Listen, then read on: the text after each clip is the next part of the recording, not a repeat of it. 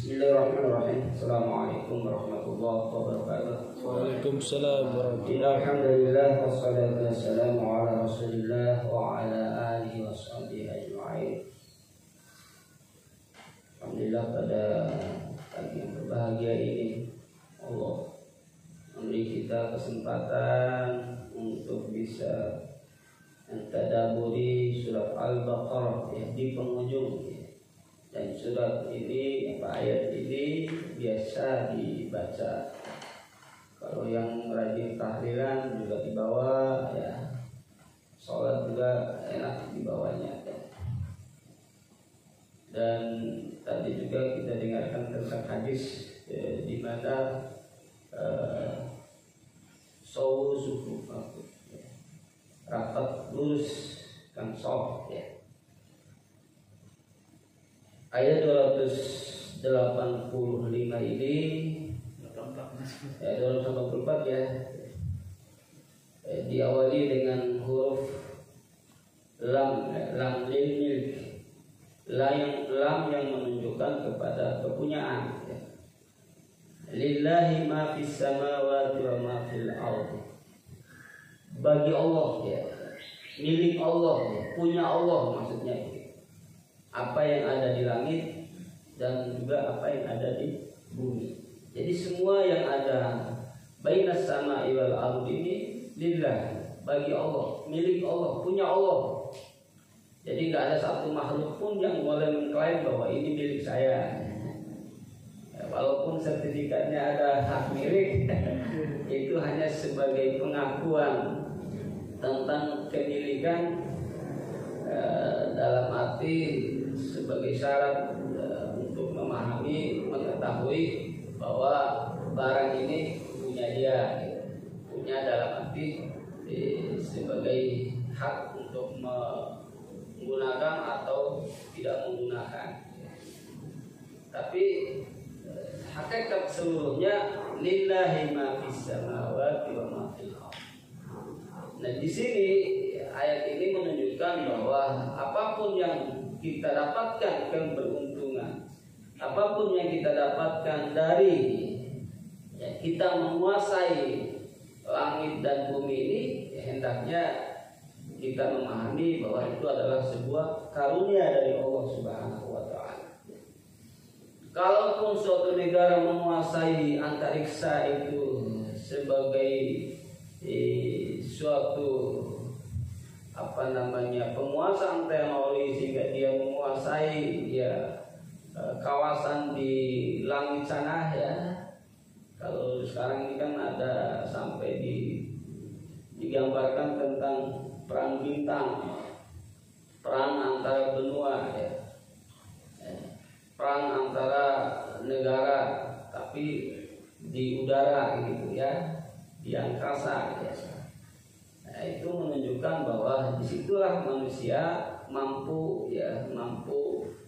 berada atau menguasai daerah-daerah tersebut. Tentu karena teknologi ya, teknologi yang membuat dia mampu seperti itu. Tapi kalau sampai mereka mengklaim bahwa gualah yang benar-benar hebat nih, saya lah yang benar-benar kuat, saya lah yang benar-benar menguasai ini semua, itu pada akhirnya hal-hal semacam itu membuat Allah ya murka ya.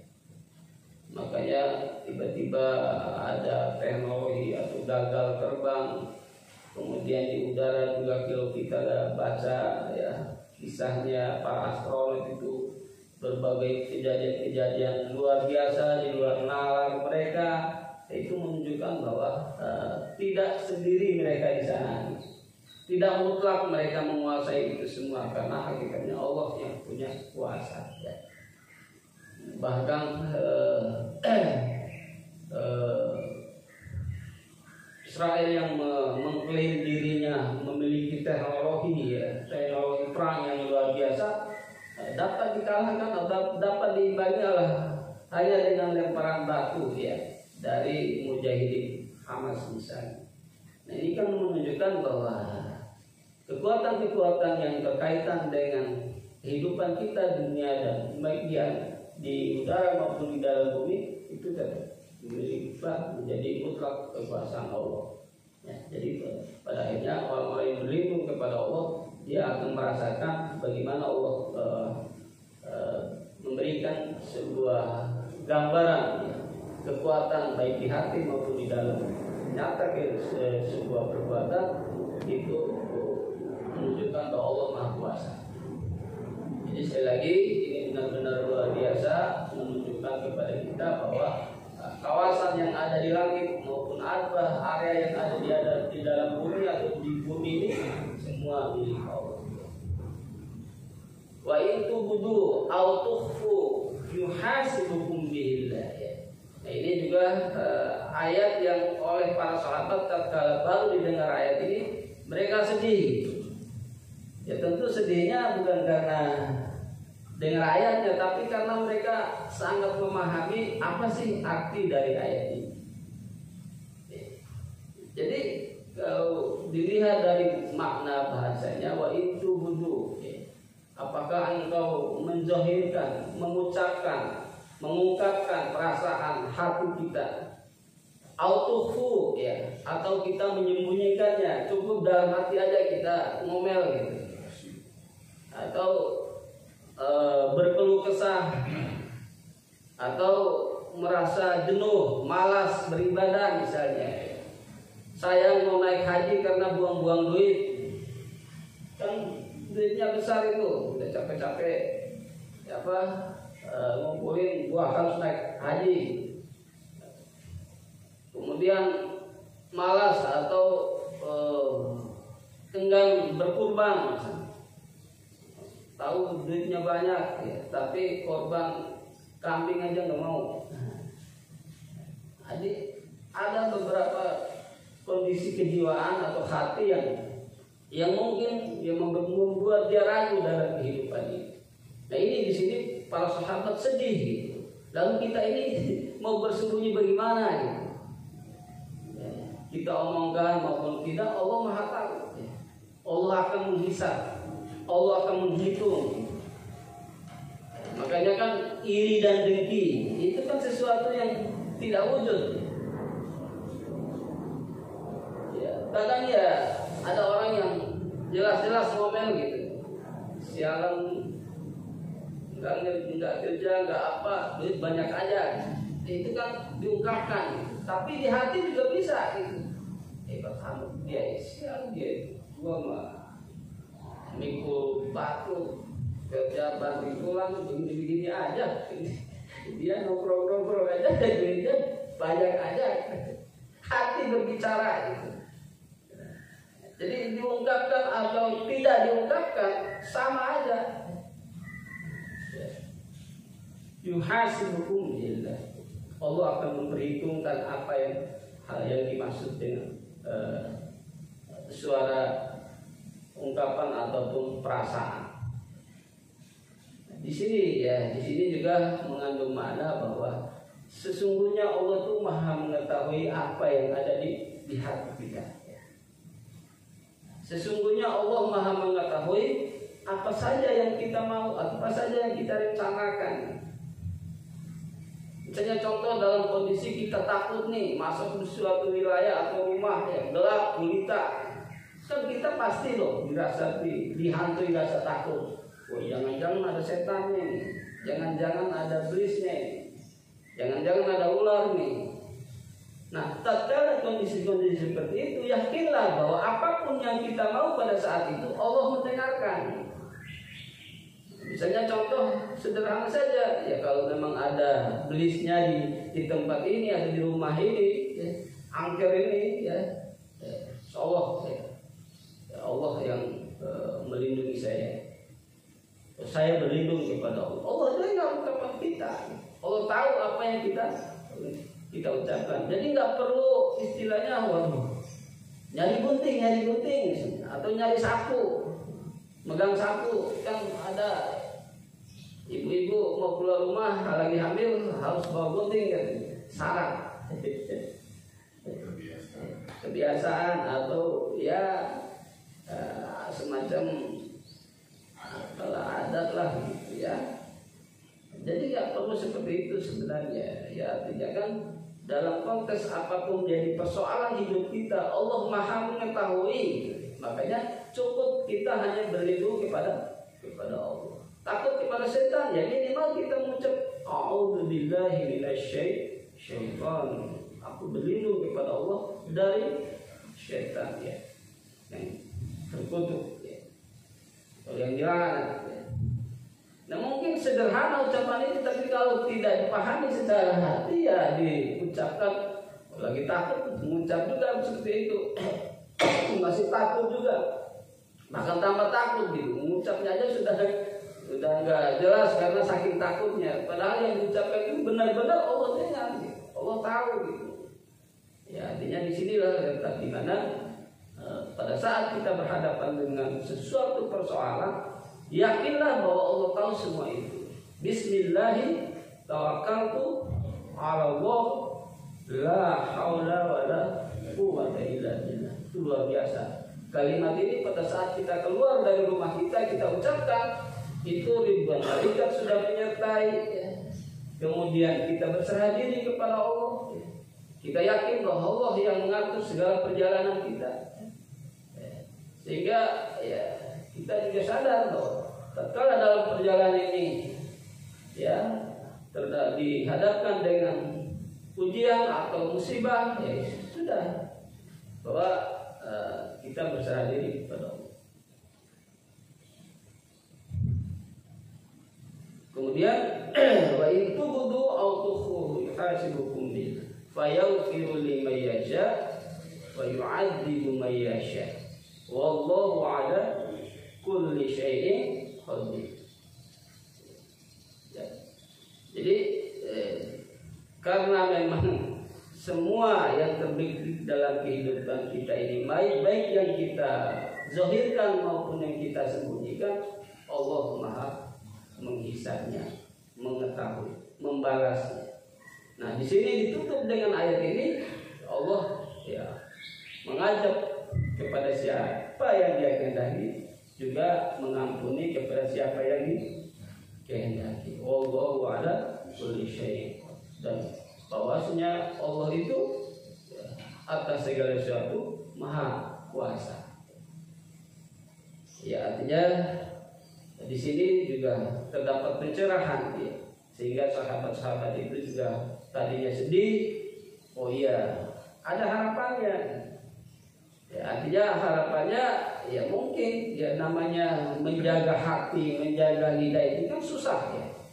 Terutama menjaga hati kita. Kalau lagi bersenandung, jagalah hati, jangan kau nodai. Itu sebenarnya kan maksudnya ungkapan di mana memang hati ini susah ya. Kita menjaga perasaan kita dari iri dengki ya, atau kita menggibah dalam hati dan seterusnya, itu juga susah. Makanya Allah mengajak kepada siapa yang Dia kehendaki dan juga mengampuni kepada siapa yang diajak ya tentu mereka-mereka yang terus-terusan tidak mau menyadari bahwa kezaliman dengan hati dan perasaan yang diungkapkan atau yang tidak itu tetap merupakan dicatat atau dihisab oleh Allah. Nah, mungkin mereka tidak menyadari itu atau bahkan sengaja ya, menyampingkan hal itu. Apalagi sampai mengucap bahwa bicara tentang akhirat, nggak ada yang tahu akhirat nanti itu mah. Nah, itu kan ungkapan yang menunjukkan dia tidak yakin dengan yuhasibukum bihi. Allah akan membalas, akan menghisab, ya, akan membacakan, dan nanti akan ada kita di ayat berikutnya tentang bagaimana amal-amal itu nanti ditampakkan di akhirat itu. Ada yang diperdengarkan, ada yang disuruh baca, ya. Ada yang dihisab dengan ya menimbang, dan beberapa cara di mana Allah akan menunjukkan nanti kepada kita. Jadi sesungguhnya di dalam ayat ini menggambarkan tentang bagaimana Allah Maha tahu ya apa yang ada di hati kita. Allah Maha tahu apa yang kita ucapkan, mau berbisik atau bersuara. Di dalam surat Al-Mulk juga ada wa asiru qaulakum aw ijharu bi innahu alimun bidzatis sudur. Wa asiru, apakah engkau menyembunyikan, aw ijharu bi, atau engkau menampakkan, innahu alimun bidzatis sudur. Sungguhnya Allah Maha mengetahui apa yang ada di dalam dada kamu. Jadi di sini juga terdapat satu dalil bagi orang-orang yang mengatakan bahwa doa itu nggak perlu keras-keras, ya. Sedang-sedang saja atau lembut-lembut saja. Allah itu tidak tuli, kan begitu maksud mereka. Ya, artinya boleh saja berdoa dengan suara lembut, pelan. Atau juga mau dijahil abijaharu bi, apa engkau mau memperdengarkannya atau mengeraskannya doa itu. Innahu alimun bidzatis sudur. Allah Maha mengetahui apa yang ada di dalam dada kita atau di dalam hati kita. Jadi itu juga sebagai adab buat kita kalau berdoa. Ya, nggak harus kencang-kencang, apalagi kalau kencang-kencang itu supaya kedengaran sama mertua. Widih, mantu gue nih hebat ini, di musola tiap hari selawatan terus, ya, tumbuh di dalam hatinya rasa ya bangga dan seterusnya. Nah itu keluar dari jalur keikhlasan. Ya, artinya Allah Maha mengetahui itu lu benar-benar ikhlas karena Allah atau karena manusia atau karena ingin dipuji dan seterusnya. Nah itu maksudnya. Kemudian juga di dalam tafsir tadi beberapa keterangan hadis oleh para sahabat digambarkan bahwa ayat ini adalah sudah dinasakh, ya, oleh ayat sesudahnya. Ya, nanti ayat sesudahnya pada hari besok kita akan bacakan yang menasakh atau yang menghapus. Ya, jadi ayat ini mansukh, ya, dihapus. Dihapus di sini tidak dihapus tulisannya, tapi maknanya itu dihapus. Ya. Contoh dia dalam ayat berikutnya, la yukallifullahu nafsan illa wus'aha. Ya. Allah tidak akan membebani seseorang kecuali apa yang mampu dia lakukan. Ya. Jadi ini juga sebagai jaminan bahwa sekalipun Allah menghisap semua apa yang ada di dalam hati kita maupun yang kita juga bicarakan, ya, baik sengaja maupun tidak, itu kan umum sifatnya. Makanya sahabat bersedih karena ayat ini semua yang dilakukan manusia itu pasti dihisap oleh Allah. Itu yang membuat mereka sedih. Tapi digambarkan oleh ayat berikutnya, makanya disebut sebagai ayat yang masuk ayat ini adalah la yukallifullahu nafsan. Allah tidak akan membebani seseorang illa wus'aha, kecuali apa yang dia mampu lakukan, apa yang dia mampu tunaikan. Ya, artinya sebagai gambaran bahwa Allah juga tidak semua, ya, seperti dalam gambaran kita kok begitu amat yang gitu. Padahal Allah juga akan membebani apa yang kita mampu saja. Kalau belum mampu atau tidak mampu kita lakukan, ya itu Allah tidak akan membebani. Nanti dalam keterangan ayat selanjutnya itu akan dijelaskan. Tapi jelas dalam ayat ini bahwa apa yang ada di langit dan di bumi milik Allah. Mau kita tampakkan, mau kita sembunyikan, hati kita atau perasaan kita atau ungkapan kita atau perbuatan kita, Allah Maha menghisap. Dan Allah mengampuni kepada seseorang, kepada siapa yang dikehendaki, dan juga mengadab kepada siapa yang kita. Makanya di sini juga dalil di mana tidak boleh, ya, walaupun orang itu benar-benar ahli maksiat, tidak boleh kita gibahkan dia, gitu, atau kita mencela dia, kafir lu, fasik lu, karena kita tidak tahu bahwa dia diampuni atau tidak, kan hak Allah. Pada akhirnya dia nanti bertaubat, suatu saat dia dapat hidayah, kemudian dia bertaubat, Ya Allah sudah ampuni dosanya, tapi dosa ghibah kita kepada dia kan susah ya, tidak terhapuskan sampai nanti kalau dia itu mau memaafkan kita. Nah, makanya Idul Fitri kita disuruh keliling tuh salaman, minta maaf gitu. Ya barangkali ada hal-hal yang kurang berkenan atau kita juga ya biasa bercanda gitu dengan tetangga, dengan teman, kadang-kadang berlebihan, ya itu maaf-maafan insya Allah itu menggugurkan gitu ya. Makanya nggak boleh ya, nggak boleh kita menghukum seseorang walaupun dia benar-benar sudah nampak kezalimannya. Karena sesungguhnya bisa saja suatu saat Allah akan mengampuni, karena memang ini adalah hak prerogatif ya, hak prerogatif bagi Allah. Bagi apa? Ya. Untuk masalah yang tadi utarakan tentang masalah orang-orang yang ya melakukan satu perbuatan, jadi justru kita melakukan itu justru untuk membuat dia sadar gitu. Ya.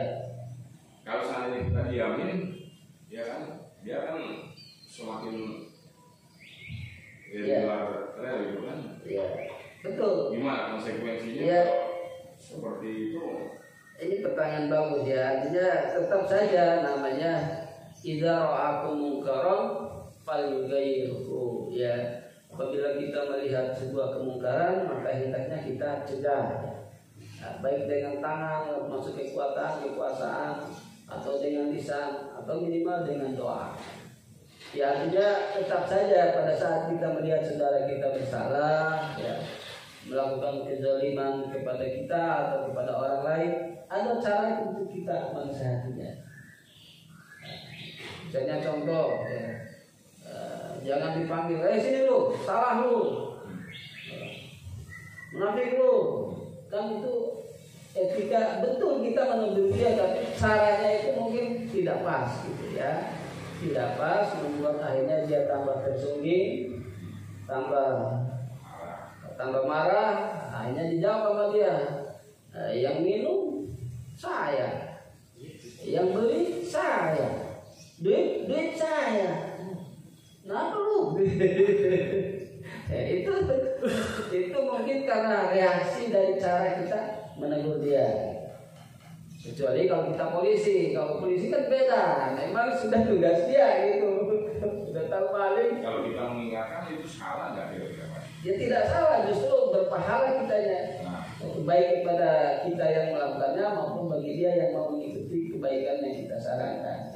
Tapi caranya saja yang kita perlukan itu adalah caranya. Misalnya contoh, kita sudah tahu nih dia nggak benar nih, atau sholatnya maunya sendirian aja di belakang gitu. Ya nanti kita setelah orang lain semua nggak ada, kita ngobrol lah sama dia gitu sampai topiknya itu membuat dia nyaman dulu ya, nggak sadar kalau kita akan menasihati dia kan gitu. Ya artinya dibawanya ya pelan lah gitu, tapi caranya kita memang mau menasihati dia. Sebaiknya sholatnya nanti di depan aja rapi, ini hadisnya begini atau ilmunya begini, nanti kita ngerti-ngerti. Itu salah satu cara ya. Artinya kan harus dengan cara yang memang memungkinkan dia bisa memahami. Maksudnya begitu. Jadi tetap kita punya kewajiban untuk mencegah dia dari berbuat salah ya, mencegah dia dari tidak terus-terusan berbuat salah. Tapi caranya yang harus kita cari yang memang kira-kira benar-benar membuat dia itu mengerti apa yang kita akan bicarakan. Itu ya. Aku belumnya juga. Ya, kalau kita polisi, ABRI, penegak hukum itu memang mereka sifatnya memaksa. Polisi sifatnya memaksa, ya namanya juga polisi ya, penertib atau penegak hukum atau hukum, polisi itu hukum, ya, kebijakan itu memang sifatnya memaksa. Ya. Tapi kalau kesalahan antar masyarakat yang sifatnya itu merugikan pihak lain, maka keputusan hakimlah yang sifat memaksa. Ya. Tapi kalau antara kita sesama kita itu sifatnya menasehati. menasihati saja, nggak bisa memaksa gitu. Awas lo, nggak berubah lo, pukul lo, nggak boleh. Karena yang berhak memvonis itu atau yang memaksa keputusan itu adalah hakim, ya, dilaksanakan nanti lewat prosedur pengadilan. Nah itu maksudnya begitu. Tapi kalau antara kita sesama kita mau menasihati teman kita, itu kembali ke ayatnya ud'u ilallahu bil hikmati wal mau'izatil hasanah. Mengajaklah menyerulah kepada Allah atau kepada kebaikan itu bil hikmah, dengan omongan dan nasihat ilmu yang memadai, wal hasanah, dan dengan cara-cara yang baik. Itu ayatnya. Jadi bil hikmah itu maksudnya harus kita sebelum menasihati orang tuh kita kuasai dulu nih apa persoalannya. Misalnya dia mengambil barang orang, hukumnya apa? Ayat di mana? Kemudian larangan-larangan yang kenapa harus dilarang berbuat ini? Apa risiko dan kebaikan atau keburukannya?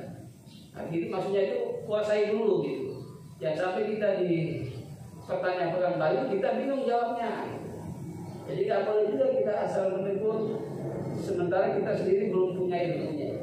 Makanya harus hikmah dulu, harus ilmunya dulu ada, baru kita bisa memberi nasihat kepada orang lain. Kemudian bil hikmati wal mau'izatil hasanah, dan dengan cara-cara menasihati dengan yang baik. Nah, artinya kan caranya yang harus benar-benar bisa dipahami oleh orang lain. Bukan standar diri kita, tapi standar orang yang akan kita nasihati. Pola pendekatannya harus bagaimana gitu ya. Baik, kemudian kepada hadis tentang sunnah-sunnah dalam sholat ya. Sawu sufufah, meluruskan shaf ya. Ini benar-benar sesuatu yang mungkin nilainya tidak seberapa, artinya tidak membatalkan sholat ya.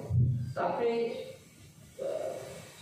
kerapian dan kelurusan dalam sholat, sholat itu menggambarkan betapa ketaatan, ya, kepatuhan, ketundukan, ya, kebersamaan itu terdapat nilai-nilai seperti itu.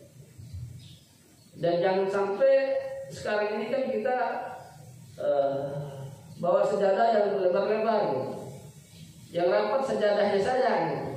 Bahkan kita takut menginjak sejadah teman kita, gitu. Karena saking kita juga jangan marah saya nginjakin sejadah. Itu jaga perasaan, padahal nggak boleh ya. Boleh saja sejadah lebar-lebar, tapi tetap kakinya atau bahunya yang rapat. Karena ada dua pendapat tentang masalah ini ya. Yang disebut rapatkan itu adalah kakinya berdempetan ya, sejajar ya, tumitnya sejajar, bukan depannya tapi tumitnya, karena kaki kan beda-beda panjangnya gitu. Ada yang ukuran 42, dari 39 kan begitu. Makanya yang diisyaratkan untuk lurus itu adalah tumitnya gitu. Jadi supaya tetap kalau tumit itu kan membuat kaki kita itu sejajar. Tapi kalau ngikutin ujung depannya, nanti bisa kakinya bisa maju mundur. Tapi kalau tumitnya yang lurus itu sofnya juga lurus. Atau bahu kita, karena kan kalau Syafi'iyah nggak boleh lebar-lebar kaki dalam sholat, harus minimal 2 telapak jari. Jadi supaya berdirinya lurus. Tapi kan ada juga menggunakan mazhab lain, kakinya agak sedikit segitiga gitu, seperti kuda-kuda. Makanya kalau yang lurus gini berarti yang nempel bahunya. Nggak mungkin dipaksakan kakinya nempel karena dia kan lurus ya. Pasti bahunya yang nempel. Tapi kalau mazhab yang kakinya dibuka begini, ya kakinya yang nempel. Nah itu satu adab ya di dalam kita sholat. Di ayat juga digambarkan innallaha yuhibbul ladzina yuqatilu fi sabilihi shaffan ka'annahum bunyanun marsus. Allah itu cinta kepada orang-orang yang berjuang, beribadah, laksana dengan soft yang rapi lurus, laksana bangunan yang kuat. Ya. Nah itu juga sebagai gambaran bahwa ya merapikan sholat itu sebagai adab yang memiliki hikmah yang luar biasa besar. Ya.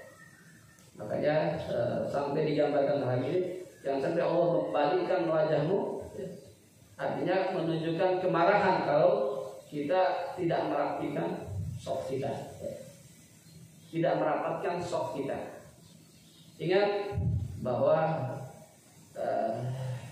jaga jarak yang telapaknya di banyak di musola sekarang ini kan siapa yang dulu? Ya iya, artinya menjaga jarak dalam sholat ya logikanya tidak masuk ya dalam arti dalam pemahaman kita ya. Karena kalau digambarkan bahwa virus itu akan menular melalui droplet atau ya napas kita. Bagaimana menjaga napas antara sesama kita dalam masjid? Ya mungkin sholatnya renggang, tapi pada saat duduknya ngobrolnya tetap aja rapat. Nah, ini juga hal yang harus secara akal aja nggak nyambung. Kemudian disuruh pakai masker, padahal rukun sholat itu, rukun sujud itu diantaranya adalah hidung, jidat harus nempel ke sejadah kita, harus nempel. Jadi kalau dihalang-halangi baik oleh kain ataupun oleh sorban kita yang tidak biasa nempel di lantai itu tidak sah. Makanya sorban juga harus tidak boleh mengganggu pada saat sujud. Makanya kalau kita lihat ulama kita memakai sorban, ya dia selalu jidatnya pasti kelihatan, tidak ditutupi. Jadi walaupun sorban dia akan ada bentuk yang membuat anggota sujud ini tidak terhalangi. Beda dengan belangkon ya, dia masih ada segitiga di sini. Jadi kalau buat sujud khawatir itu tidak terhalangi anggota sujud ini. Makanya kalau pakai belangkon pada saat sholat dilipat aja dikit ke dalam. Setelah selesai sholat ya dikeluarin lagi nggak apa-apa. Ya itu penting buat kita pahami karena itu bagian daripada sahnya sujud kita. Ya. Kalau pakai masker ya mulutnya aja yang tertutup, hidungnya sebaiknya jangan. Jadi hal-hal semacam ini harus kita maklumi bahwa karena memang prosedurnya lahir dari kebijakan tidak didasari oleh nilai-nilai syar'i, ya makanya kita harus kita sebagai seorang muslim harus menilai kembali bagaimana hakikatnya pada saat kita melaksanakan ibadah. Karena seruannya benar-benar dalam hadis ini, kalaupun ya ada mudaratnya pada saat merapatkan sholat, pasti Allah akan menjelaskan dalam hadis yang dijelaskan oleh Rasulullah. Artinya kalau kan Allah tuh lillahi ma fis samawati wal ardi. Kan tadi sudah ayatnya begitu. Allah Maha memiliki apa yang ada di langit dan di bumi. Jadi kalau sampai ada makhluk Allah yang mencederai, mencelakai orang sholat, pasti Allah akan kasih tahu bahwa pada saat situasi seperti ini harus begini. Itu pasti Allah akan kasih tahu dalam hadis Rasul. Kalau Allah Maha mengetahui baik yang di saat ini maupun yang akan datang. Jadi kalau apalagi virus yang merupakan makhluk Allah, ya Allah pasti akan kasih tahu bahwa kalau di sholat kalau lagi ada virus yang dapat apa? Pasti ada hadisnya juga begitu. Bahkan di sini diancam Allah akan membalikkan muka seseorang karena ya, enggan melurus dan merapatkan sholat. Nah, makanya kalau kita tidak paham seperti ini, ya jangan mau direnggang-renggangin kan begitu. Ya, karena ya itu tadi. Ya. Sekarang belanja di Indomaret ada renggang-renggangnya, papasan. Orang mengambil barang ya pada saat butuh ya kopi, orang juga butuh kopi ya pasti juga berdekat-dekatan juga. Ya. Jadi ya ikhtiar sih boleh ya. Bahasa ikhtiar itu penting ya. Artinya ya memang ada sebuah ikhtiar namanya usaha dari kita untuk menghindarkan virus. Tapi kalau merubah hukum syar'i, saya sampai hari ini termasuk orang yang tidak sependapat. Apalagi salaman nempel tangan ini menggugurkan dosa-dosa sampai tangan yang lepas dari sahabatnya, dari temannya. Nah, kita tidak boleh salaman, tonjok-tonjokan gitu. Lama-lama juga cincinnya yang kena. Ya hati-hati juga gitu ya. Ya artinya terserah dalam posisi terserah di sini, maksudnya ya jangan sampai kita juga ingin kesehatan tapi berubah hukum syar'i ya. Syariat atau hukum yang dimana Allah sudah jelas menetapkan itu sebagai sebuah perbuatan yang dicintai dan disenangi, bahkan menggugurkan dosa-dosa, dan bahkan salaman itu membuat ikatan hati itu lebih kuat. Orang kalau sudah salaman, walaupun sudah marahan, disuruh salaman, itu insya Allah tuh, hatinya yang tadinya bergejolak itu akan adem, karena memang ada hikmah, ada keutamaan bagi orang yang salah. Jadi gitu, insya Allah baik buat kita. Dua topik pembahasan yang luar biasa. Mudah-mudahan Allah senantiasa memberi kita hidayah, memberi kita kekuatan iman dan Islam, sehingga benar-benar di akhir zaman ini kita mampu bisa memilah-milah dan memilih-milih bagaimana kita harus tetap hidup di tengah masyarakat, berbangsa dan bernegara, dan juga tidak meninggalkan hukum Allah, karena ini saja yang bisa menyelamatkan kehidupan akhirat kita nantinya. Wallahu a'lam. Assalamualaikum warahmatullahi wabarakatuh. Waalaikumsalam warahmatullahi wabarakatuh.